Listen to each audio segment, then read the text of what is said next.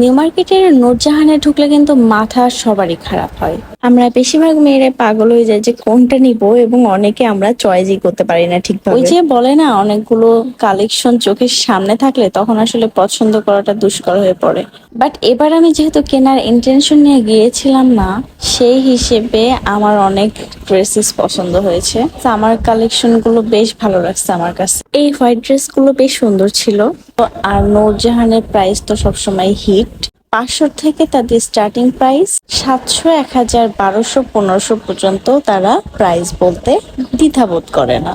আসলেই কি এরকম ওয়ান পিস গুলো এত প্রাইস দিয়ে নেওয়া ঠিক? কিছুক্ষণ পর যখন আমি গজ কাপড়ের দোকানে গিয়েছিলাম, তখন সেম অনেক গজ কাপড় দেখছি যেগুলো দিয়ে আপনি নিজেও নিজের মতো করে ডিজাইন করে বানাইতে পারেন। সেক্ষেত্রে হয়তো নূরজাহানের যে প্রাইসটা সেটার থেকে কস্টটা একটু বেশি পড়ে যাবে। সেক্ষেত্রে যদি আমাদের রেডিমেড ড্রেসটা বেশি পছন্দ হয়, তাহলে সেটা দাম দর করে আমরা নিয়ে নিতে পারি। যেমন এই ড্রেসটা চেয়েছিল 700 টাকা, 750 টাকা, বাট পরে তারা 500 টাকাতে দিয়ে দিছে।